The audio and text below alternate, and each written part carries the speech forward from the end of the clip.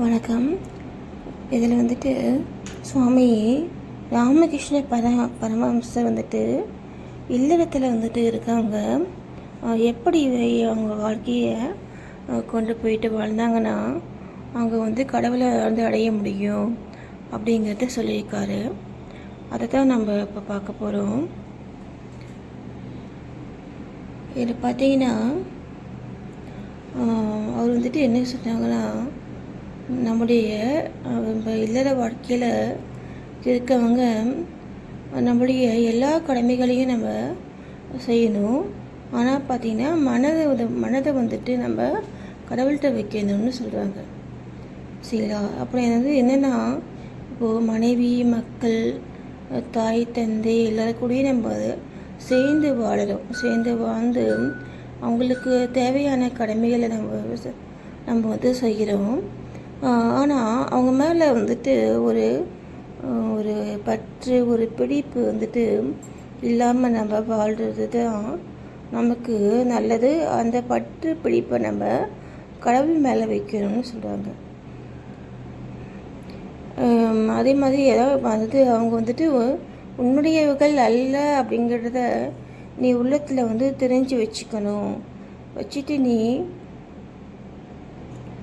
உன்னுடைய கடமைகளை மட்டும் செய்துட்டு நீ வந்து பற்று இல்லாமல் இருக்கும் பொழுது, நீ கடவுள் மேலே பற்று இருக்கும் பொழுது உனக்கு அவங்களால் உண்டாகக்கூடிய வந்து எந்த ஒரு கஷ்டமுமே வந்து நமக்கு ஒரு பாதிப்பு வந்து உண்டு பண்ணாதுன்னு அப்படின்ட்டு சொல்கிறாரு. நம்ம இப்போ நிறைய பேர் நம்ம பார்க்குறோம், பிள்ளைங்களை நம்ம வந்து எல்லா ஒரு நம்ம கடமைகளை செய்து அது அவங்களுக்கு நம்ம செய்தாலும் ஒரு ஸ்டேஜில் வந்துட்டு அவங்க வந்து தன்னுடைய வேலைகளை மட்டும் பார்த்துட்டு அவங்க போயிடுறாங்க. அப்படிங்கிறது இப்போ இந்த காலத்தில் வந்துட்டு கண்கூட வந்துட்டு நம்ம பார்த்துட்ருக்கோம் இல்லைங்களா? நம்ம வந்து அவங்க நம்ம மேலே வந்துட்டு ஒரு பாசமாக பிடிப்பாக இருந்தாலுமே இல்லை எல்லாத்தையுமே நம்ம அதை பற்றி நம்ம வந்து பெரிய அளவில் வந்து ஒரு மனதுக்கு கொண்டு போகாமல் நம்மளுடைய நோக்கம் வந்து நம்ம கடவுளை வந்துட்டு அடையிறதுக்கான வேலைகளை செய்கிறதுல மட்டுமே நம்மளுடைய சிந்தனையை நம்ம வந்து வைத்திருக்கணும். அதுதான் நமக்கு நல்லது அப்படின்ட்டு நான் சொல்கிறேன். சரிங்களா?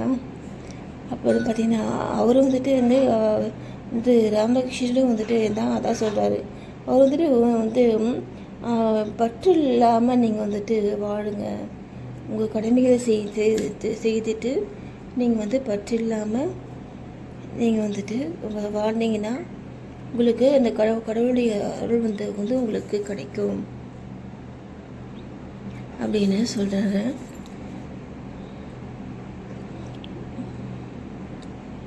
அப்படி இல்லாமல் நம்ம கடவுள் மேலே அந்த ஒரு பக்தி இல்லாமல் நம்ம வந்து இந்த இல்லறத்தில் நம்ம வந்துட்டு இருக்கும் பொழுது நமக்கு அதில் வரக்கூடிய அந்த ஒரு பல விஷயங்களால் நம்முடைய மனம் வந்துட்டு பெருமளவு வந்து பாதிப்புக்கு வந்து உள்ளாகும் அப்படிங்கிறாரு.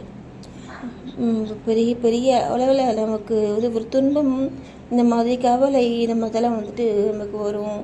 அப்போது பார்த்திங்கன்னா நமக்கு ஒரு மனம் தடுமாற்றம் வந்து வரும். நமக்கு இதெல்லாம் நமக்கு தேவையில்லாத ஒன்று இல்லைங்களா? அதனால் உங்களுடைய அந்த ஒரு மன வந்து உறுதியை நம்ம இழக்காமல் நமக்கான கடமைகளை மட்டும் செய்துட்டு நம்ம இருந்தோம்னா நமக்கு அந்த ஒரு இது வந்துட்டு இருக்காது. ஒரு இழப்பு இல்லை எந்த ஒரு பாதிப்பு அப்படிங்கிறது வந்துட்டு இருக்காது அப்படின்ட்டு சொல்கிறாங்க. அப்போது வந்து இந்த பலாப்பழத்தை வந்து வெட்டும் பொழுது கையில் வந்து ஒரு எண்ணெயை பூசிட்டு வந்து விட்டுரும் இல்லையா? அதே மாதிரி நம்ம பக்தி அப்படிங்கிற அந்த ஒரு அந்த இறை சிந்தனையை நம்ம வந்து மனதில் வச்சுட்டு நம்மளுடைய வேலையை செய்யும் பொழுது நமக்கு அதனால் வந்து நமக்கு பாதிப்பு வந்து உண்டாகாது அப்படின்னு சொல்கிறாங்க.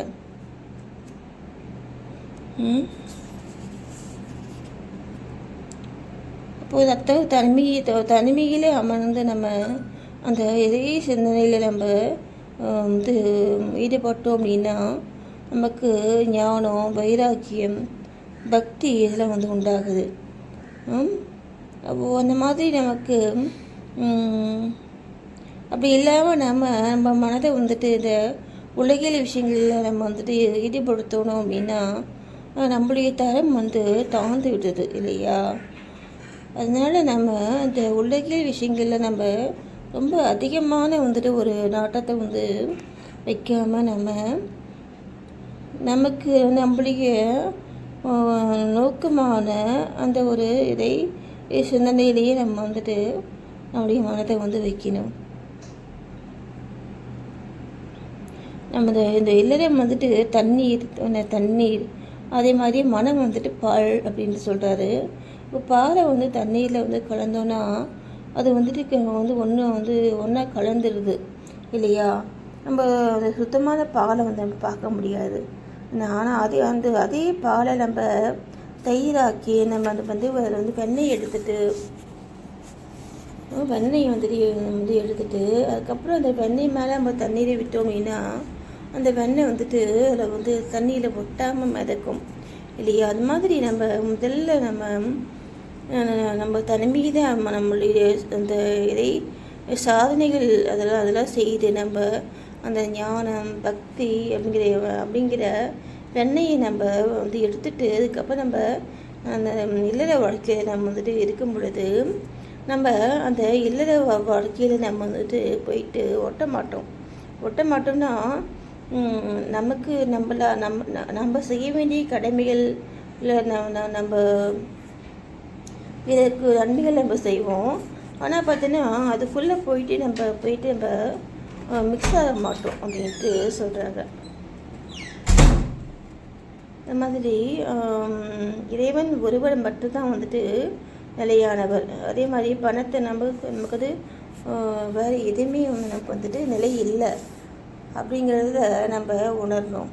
நம்ம அதை வந்து உணர்றதுக்கு தான் நம்ம அந்த சாதனைகள் சொல்கிறாங்க இல்லையா? அந்த தியானம், அதே மாதிரி பக்தி, இந்த மாதிரிலாம் சொல்லுவாங்க இல்லையா? நம்ம அதெல்லாம் நம்ம வந்து பழகிட்டு நம்ம அதுக்கப்புறம் நம்ம இல்லத்தில் நம்ம ஈடுபடும் பொழுது நமக்கு வந்து ஒரு பெரிய வந்து ஒரு தீர்வு வந்துட்டு வராது. அப்போ வந்துட்டு இந்த எவ்வளோ காலம் நம்ம வந்துட்டு இந்த குடும்ப கடமைகளை நம்ம வந்து செய்யணும் அப்படின்ட்டு வந்து அவர்கிட்ட கேட்குறாங்க. அதுக்கு அவர் சொல்கிறாரு, இந்த உணவு, உடை இது ரெண்டும் வந்துட்டு சிரமம் இல்லாமல் அவங்களுக்கு கிடைக்கிறதுக்கு ஒன்று வந்துட்டு அவங்களால வந்துட்டு அதை வந்துட்டு சம்பாதிச்சிக்க ஒரு நிலை வந்துட்டு வரும் பொழுது அதான் நம்முடைய பிள்ளைகள் வந்துட்டு சொந்த காலில் நிற்கிறக்கூடிய திறமை வந்து வந்துடுச்சுன்னா அதன் பிறகு அது அவங்களுடைய பாரத்தை வந்து நம்ம சுமக்க வேண்டியதில்லை அப்படின்ட்டு சொல்கிறாரு இல்லையா? இப்போது கொஞ்சம் அந்த காக்கா கூட நம்ம அந்த குஞ்சுகள் வந்துட்டு தாங்களே அதுங்களே வந்துட்டு அந்த இலையை வந்து கொத்தி தின்ன வந்துட்டு கற்றுக்குச்சுன்னா அதுக்கப்புறம் அது தாய்கிட்ட போயிட்டு உணவுக்காக போயிட்டு போதுன்னா அந்த தாய் பறவை வந்துட்டு அது வந்துட்டு கொத்தி விரட்டி விட்டுடும் சரிங்களா? அது மாதிரி அவங்களா சுயமாக அவங்களுடைய தேவைகளை வந்துட்டு அவங்க ஃபுல்ஃபில் பண்ணுற அளவுக்கு நம்ம அவங்கள நம்ம தயார் பண்ணி விட்டுட்டோம்னா அதுக்கப்புறம்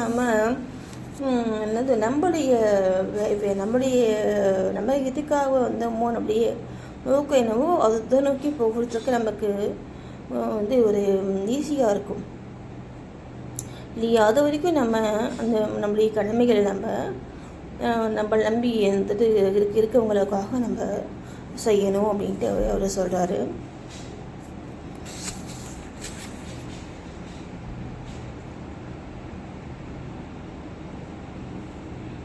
அப்போ அதே மாதிரி எவ்வளோ காலம் வந்துட்டு நம்ம வந்துட்டு